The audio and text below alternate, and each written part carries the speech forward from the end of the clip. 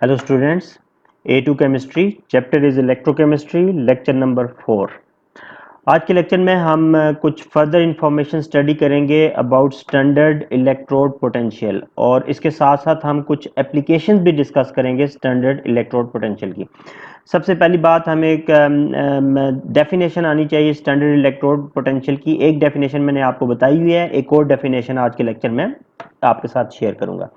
तो एक डेफिनेशन जो आप स्टैंडर्ड इलेक्ट्रोड पोटेंशियल की याद रख सकते हैं, it is the voltage produced by N electrode under standard conditions.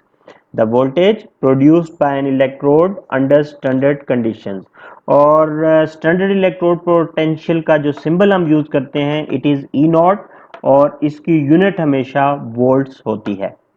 अब स्टैंडर्ड इलेक्ट्रोड पोटेंशियल, जैसा कि आपको इस डेफिनेशन से मैंने बता दिया, इट इज़ अ वोल्टेज। तो वोल्टेज को मेजर करने के लिए हम जो इंस्ट्रूमेंट यूज करते हैं, it is high resistance volt meter. High resistance volt meter is use to determine standard electrode potential of an element.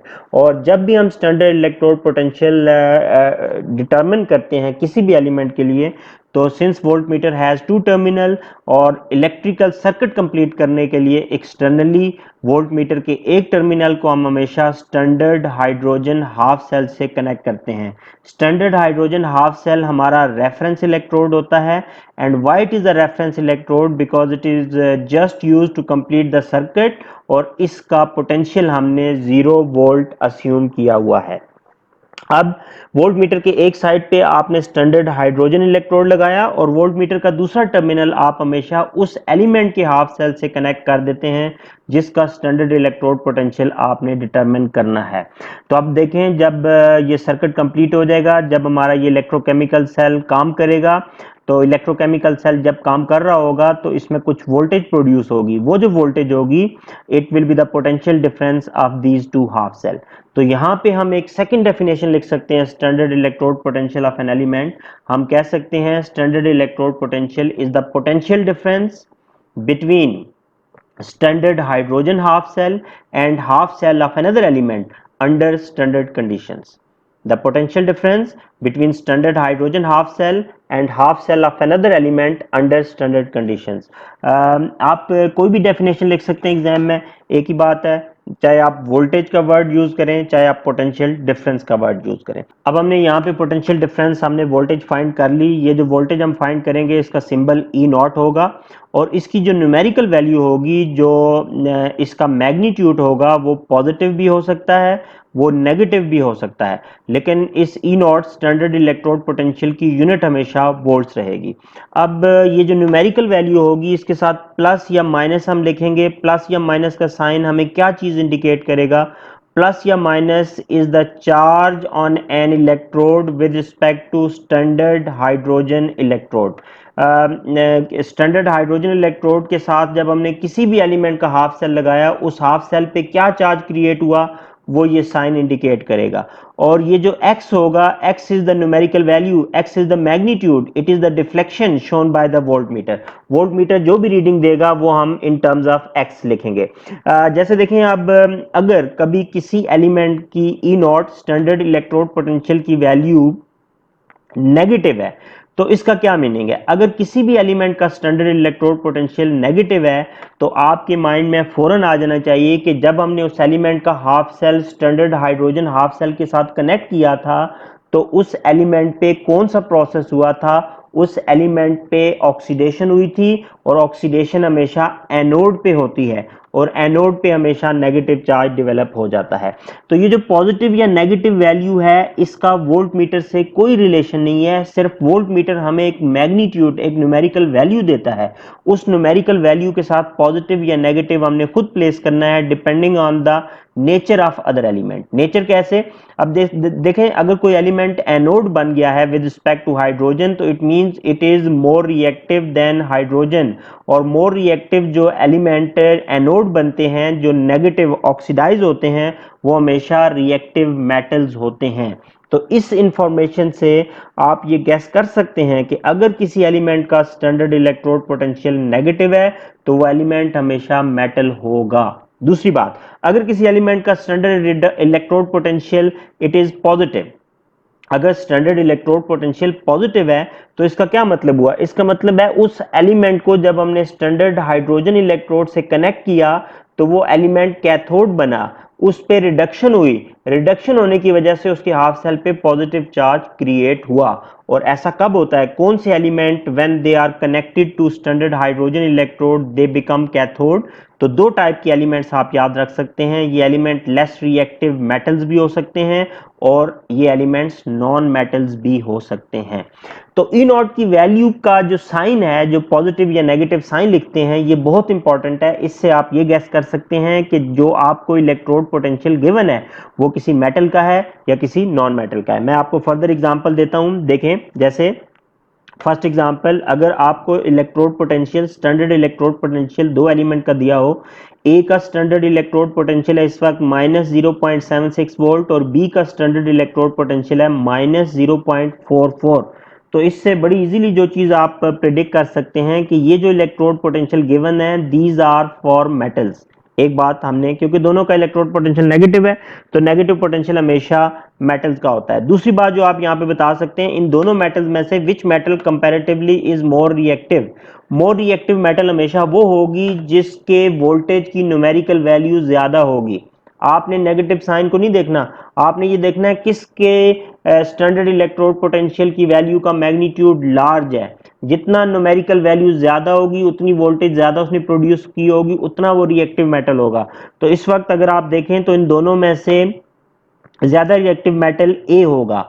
ए क्यों रिएक्टिव मेटल होगा, क्योंकि इसने ज्यादा वोल्टेज 0.76 वोल्ट प्रोड्यूस किए हैं, जबकि मेटल बी ने सिर्फ 0.44 वोल्ट प्रोड्यूस किए हैं। तो आपने याद रखना है, साइन से आप मेटल या नॉन मेटल का बताएंगे और मैग्नीट्यूड से आप बताएंगे कौन सा एलिमेंट ज्यादा रिएक्टिव है या कम रिएक्टिव है। एक और एग्जांपल मैं आपको बता देता हूं, देखें दो एलिमेंट्स दोबारा ले लेते हैं। ए जिसका पोटेंशियल हम ले रहे हैं +0.54 वोल्ट और दूसरा एलिमेंट बी जिसका पोटेंशियल हम ले लेते हैं +1.36 वोल्ट।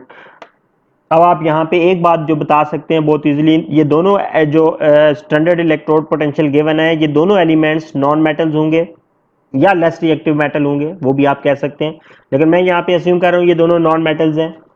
और दूसरी बात अब यहाँ पे जो हम बता सकते हैं कि इन दोनों नॉन मेटल में से ज्यादा रिएक्टिव नॉन मेटल कौन सा होगा। तो इस वक्त ज्यादा रिएक्टिव नॉन मेटल वो होगा जिसने ज्यादा वोल्टेज प्रोड्यूस किया है। तो ज्यादा वोल्टेज किसने प्रोड्यूस किया है इस केस में, 1.36 volt is a greater voltage. तो आप लिखेंगे non metal B is more reactive than non metal A. तो अब आप देखें स्टैंडर्ड इलेक्ट्रोड पोटेंशियल की न्यूमेरिकल वैल्यू जब हमें साइन के साथ अवेलेबल होती है तो आप नेचर ऑफ एलिमेंट बता सकते हैं और कंपैरेटिव आप एनालिसिस करके ये बता सकते हैं कि उन दोनों में से ज्यादा रिएक्टिव एलिमेंट कौन सा है। आगे चलते हैं। अब देखें, जब भी आपको स्टैंडर्ड इलेक्ट्रोड पोटेंशियल की वैल्यू आपकी डेटा बुकलेट में गिवन होती है, डेटा बुकलेट में ये वैल्यूज अवेलेबल होती हैं, आपको ये वैल्यूज याद रखने की जरूरत नहीं है। अब देखिए मैंने आपको दो हाफ सेल के स्टैंडर्ड इलेक्ट्रोड पोटेंशियल दिए हैं। तो जब भी आपको स्टैंडर्ड इलेक्ट्रोड पोटेंशियल गिवन हो तो आपने याद क्या रखना है कि ये वैल्यूज जो आपके डेटा बुकलेट में लिखी हैं ये हमेशा रिडक्शन प्रोसेस को फेवर कर रही होती हैं। ये वैल्यूज हमेशा रिडक्शन प्रोसेस के लिए लिखी जाती हैं। अगर आप देखें इन दोनों एग्जांपल को जो आपके सामने है, जिंक आयन रिड्यूस होकर जिंक एटम बन रहा है, कॉपर आयन रिड्यूस होकर कॉपर एटम बन रहा है। इसलिए आपने याद रखना है कि केमिस्ट्री में स्टैंडर्ड इलेक्ट्रोड पोटेंशियल को समटाइम्स हम लोग स्टैंडर्ड रिडक्शन पोटेंशियल भी कहते हैं। स्टैंडर्ड इलेक्ट्रोड पोटेंशियल को स्टैंडर्ड रिडक्शन पोटेंशियल भी कहते हैं। क्यों? Because mostly these values are available for the process of reduction. तो ये बात आपने याद रखनी है। अगली बात, अब आप इन न्यूमेरिकल वैल्यूज को मैथमेटिकली अगर आप देखें तो मैथमेटिकली आप बता सकते हैं इनमें से कौन सी वैल्यू ग्रेटर देन जीरो है और कौन सी वैल्यू लेस देन जीरो है। अब आप देखें अगर फर्स्ट एग्जांपल को, जिंक हाफ सेल का जो स्टैंडर्ड इलेक्ट्रोड पोटेंशियल या अब आप स्टैंडर्ड रिडक्शन पोटेंशियल भी कह सकते हैं, बात एक ही है। अब जिंक हाफ सेल का जो स्टैंडर्ड इलेक्ट्रोड पोटेंशियल है it is less than zero और कॉपर हाफ सेल का जो स्टैंडर्ड इलेक्ट्रोड पोटेंशियल है it is greater than zero, it is positive. तो आपने ये बात याद रखनी है, जब भी किसी एलिमेंट का स्टैंडर्ड रिडक्शन पोटेंशियल नेगेटिव होता है, लेस देन जीरो होता है, इसका मतलब है वो रिएक्शन कैरी आउट करने के लिए हमें वोल्टेज प्रोवाइड करनी पड़ेगी, हमें इनपुट देना पड़ेगा, हमें जब भी वोल्टेज का इनपुट देना पड़ता है उस हाफ सेल का रिडक्शन पोटेंशियल हमेशा नेगेटिव होता है, और अगर किसी हाफ सेल का रिडक्शन पोटेंशियल पॉजिटिव हो तो इसका मतलब है वो रिएक्शन जब होगा तो वो रिएक्शन यूं ही होगा, हमें उस रिएक्शन से इतनी वोल्टेज, इतना आउटपुट मिलेगा। तो अब आप इस बात को यूं भी कह सकते हैं कि जिंक की रिडक्शन के लिए हमें 0.76 वोल्ट देने पड़ेंगे। जी हाँ, जिंक की रिडक्शन के लिए, जिंक की रिडक्शन डिफिकल्ट है। क्यों डिफिकल्ट है? Because zinc is a reactive metal, reactive metal they prefer to undergo oxidation, तो आप तो रिड्यूस करना चाह रहे हैं।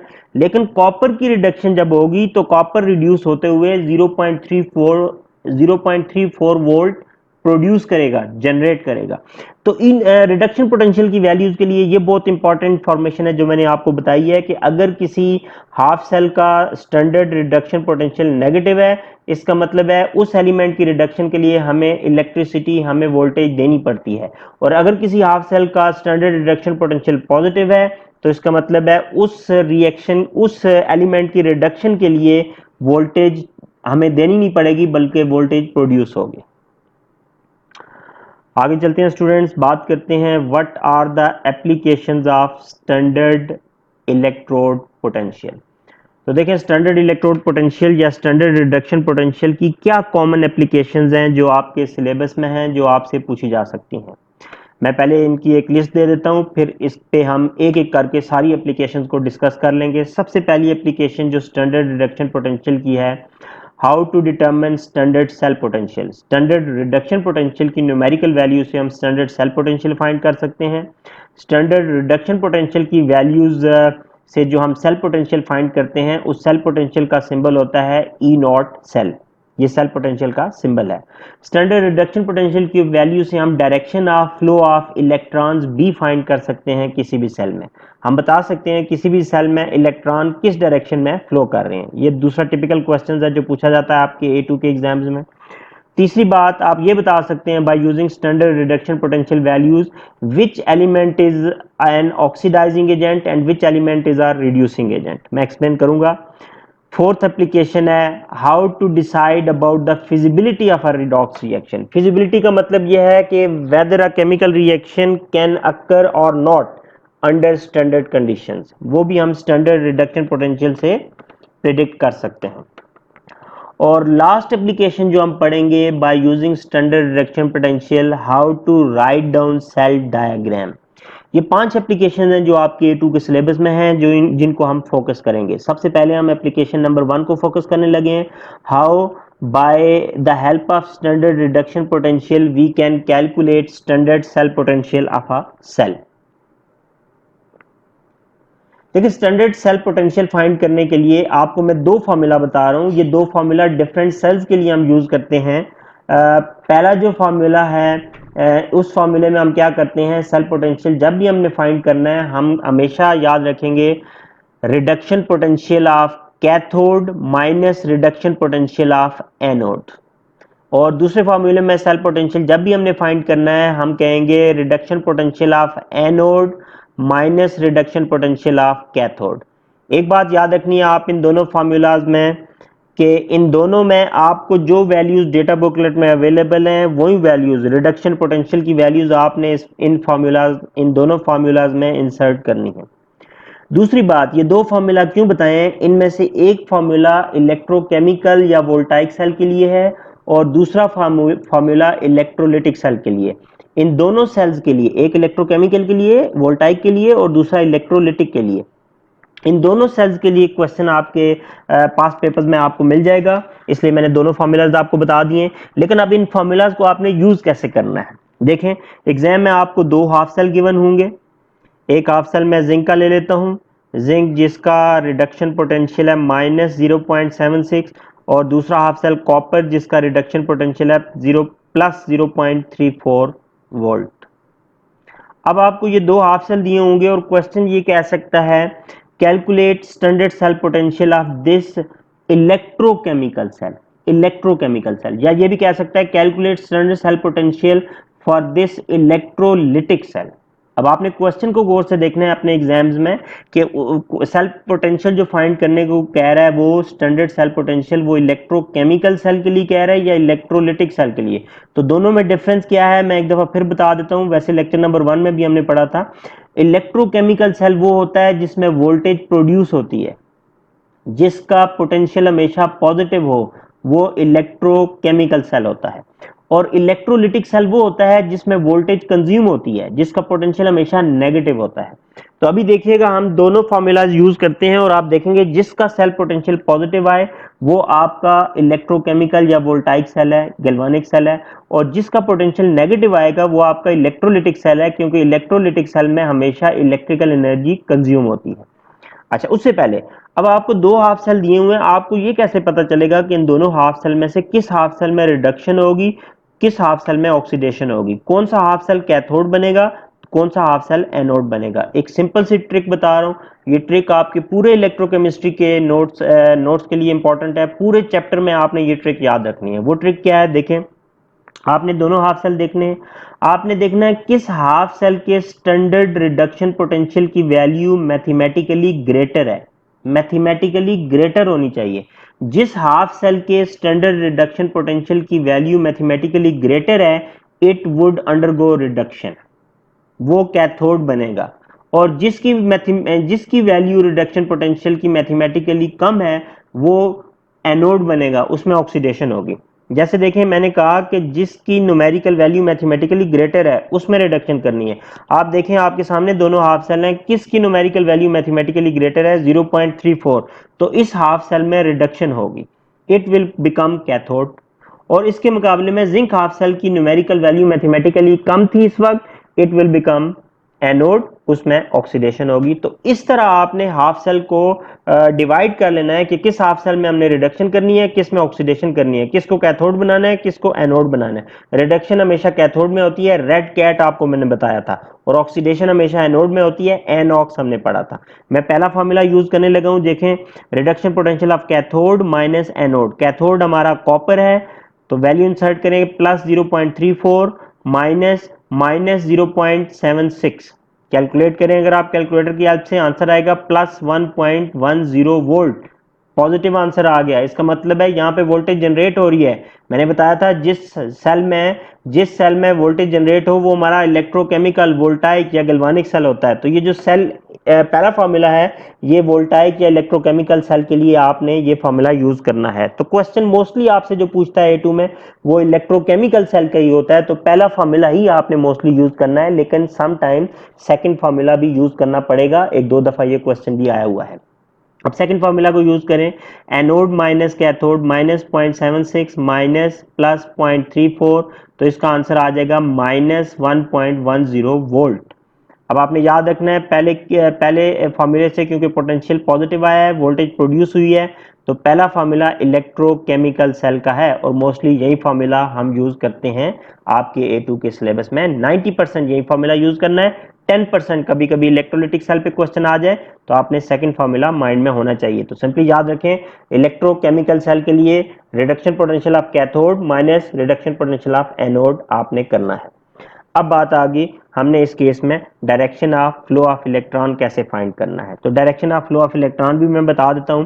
देखिए, मैंने इसी चैप्टर के फर्स्ट लेक्चर में बताया था, केमिस्ट्री में जब भी direction of flow of electron आपसे पूछेगा, electrons they always move from anode to cathode, from oxidation to reduction. तो आप पहले ही आपको पता चल गया है कि दोनों में से कौन सा हाफ सेल एनोड है, कौन सा कैथोड है। तो फ्लो ऑफ इलेक्ट्रॉन हमेशा एनोड टू कैथोड होगा।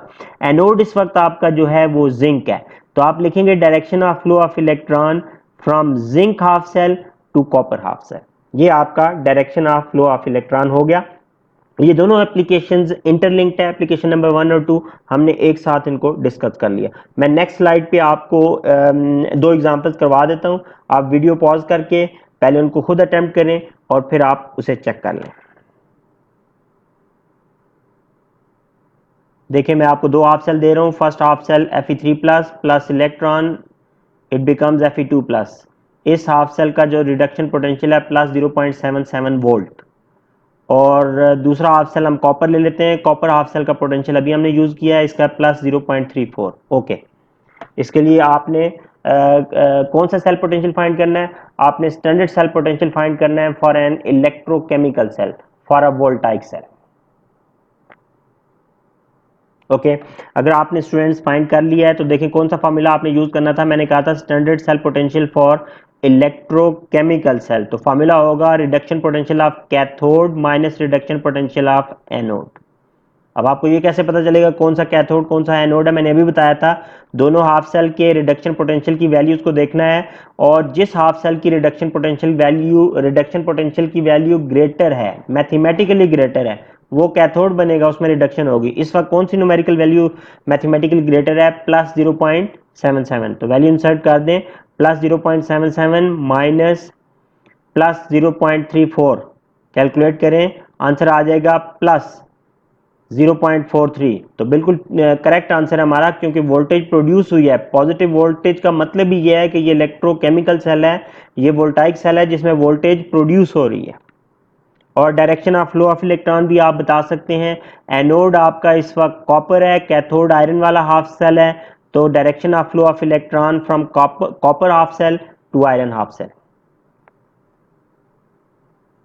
मैं उम्मीद करता हूं आपने ये बिल्कुल सही किया होगा। अगर कोई थोड़ी सी मिस्टेक है तो एक और एग्जांपल आपको मैं दे रहा हूं, वीडियो पॉज करके इसको कंप्लीट करें। मैग्नीशियम हाफ सेल का पोटेंशियल माइनस 2.38 वोल्ट, और जिंक हाफ सेल इसका reduction potential minus 0.76 volt. Complete करें। ओके स्टूडेंट्स, अगर आपने कर लिया, आपको आइडिया होगा हमने इलेक्ट्रोकेमिकल सेल के लिए ही कैलकुलेशन करनी थी इस केस में भी। तो स्टैंडर्ड सेल पोटेंशियल यहाँ पे होगा reduction potential of cathode minus reduction potential of anode. Value insert कर रहे हैं, लेकिन आपको कैसे पता चलेगा? दोनों नेगेटिव वैल्यू हैं। आपने वही बात याद रखनी है, मैथमेटिकली कौन सी वैल्यू ग्रेटर है। जो वैल्यू मैथमेटिकली ग्रेटर है उस हाफ सेल में रिडक्शन कर दें। तो इस वक्त मैथमेटिकली जो वैल्यू ग्रेटर है वो जिंक हाफ सेल की है, माइनस 0.76 इज ग्रेटर। तो आप लिखेंगे minus 0.76 minus minus 2.38 is equal to plus 1.62 volt. आपका स्टैंडर्ड सेल पोटेंशियल आ जाएगा इस वोल्टाइक सेल का। Direction of flow of electron क्या होगा? Anode to cathode. एनोड आपका मैग्नीशियम है, तो direction of flow of electron magnesium half cell to zinc half cell है। आपको ये बात समझ आ गई होगी, ये दोनों एप्लीकेशन जो हमने स्टडी किए हैं और स्टैंडर्ड इलेक्ट्रोड पोटेंशियल की कुछ जनरल इंफॉर्मेशन मैंने दी है। आई होप आपको ये लेक्चर पसंद आया होगा। Thank you for your time.